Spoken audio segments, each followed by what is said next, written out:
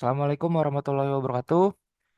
Di video ini saya akan bahas tentang ionic bonding ya, ikatan kimia ionik. Jadi akan ada tiga ikatan kimia yang dibahas. Yang pertama ini adalah ikatan kimia ionik, nanti selanjutnya ada covalent bonding, sama yang terakhir adalah metallic bonding. Nah, terkait konsep ionic bonding, ini tidak lepas dari konsep kation dan anion. Ya, ion positif, ion negatif, dan juga atom metal dan non metal. Nah, khusus ionic bonding, ikatan kimia ionik, jadi ikatan kimia ini terjadi antara atom metal dan non-metal. Kenapa? Kalau mungkin masih ingat, atom-atom metal itu adalah atom-atom yang cenderung melepaskan elektron. Kenapa? Karena valensinya biasanya kurang dari 4. Sehingga dia cenderung melepaskan elektron dan akhirnya akan menjadi ion positif. Atau kita sebut sebagai kation. Tapi kalau atom non-metal itu adalah atom yang cenderung akan terionisasi menjadi ion negatif.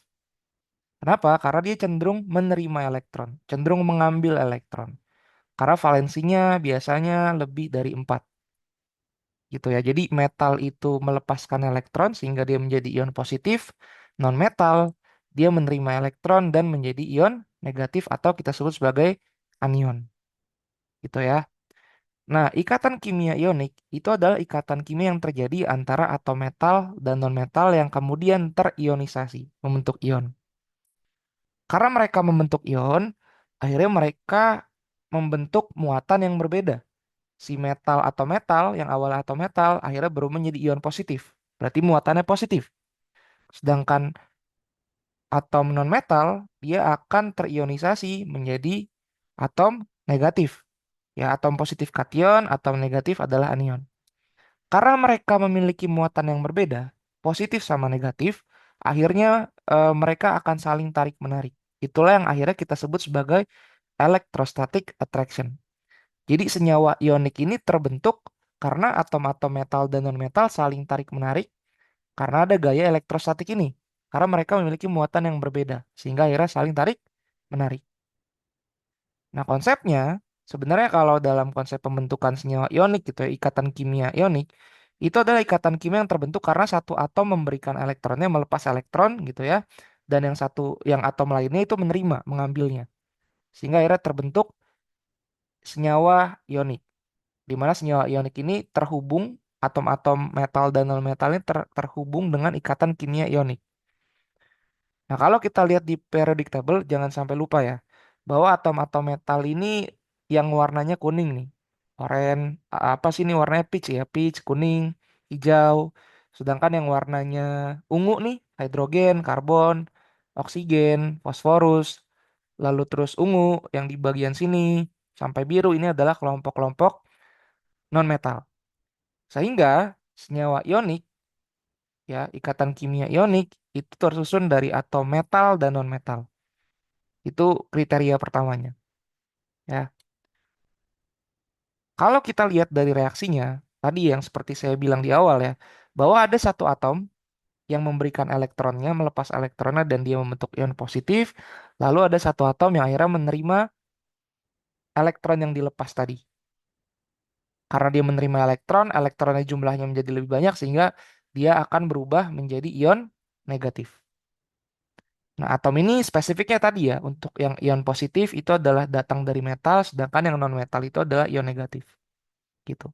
Nah, ini kalau misalnya dilihat di ilustrasi sini, litium awalnya valensinya kan satu nih.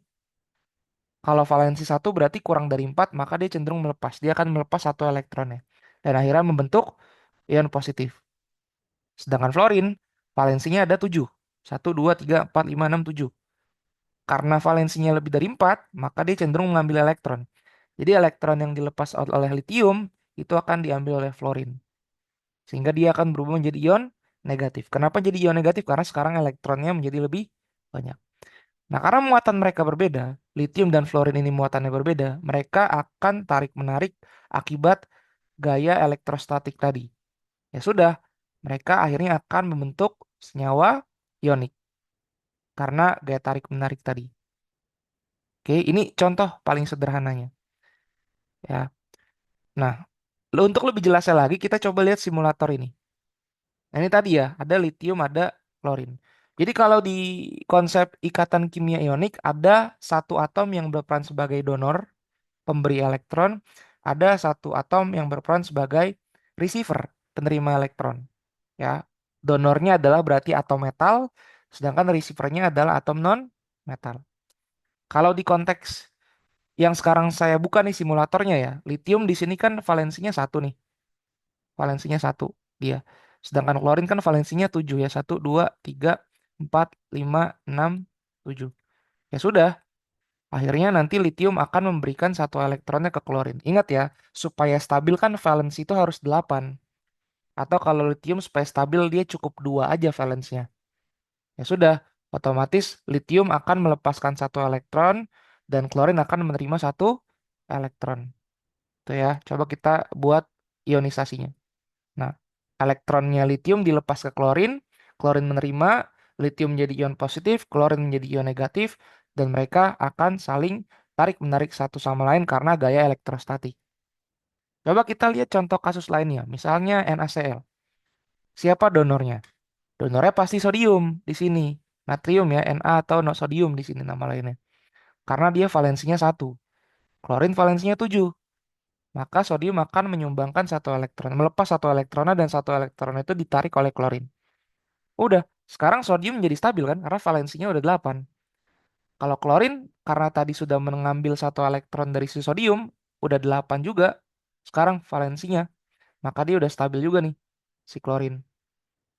Nah, karena terjadi perbedaan muatan ya antara ion sodium dan klorin, maka mereka akan saling tarik-menarik akibat gaya elektrostatik tadi. Akhirnya terbentuklah senyawa ionik NaCl.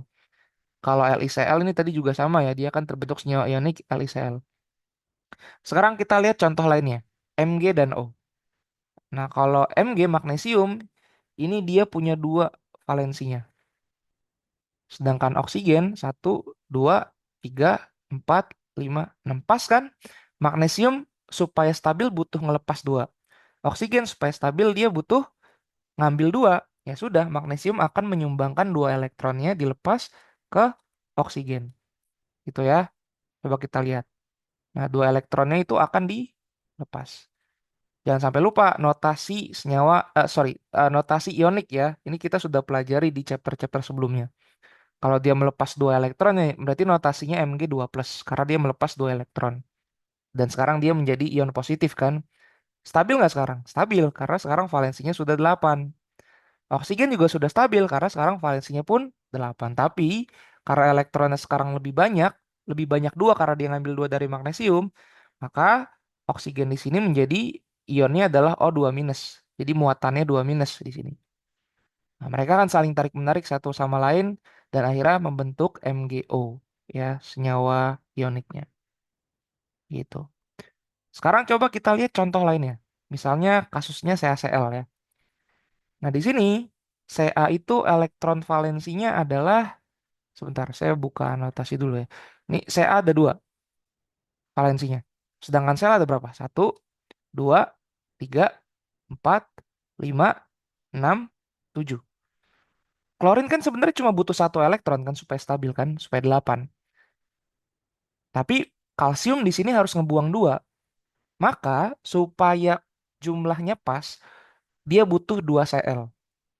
Gitu ya. Satu Cl nerima satu, satu Cl nerima satu.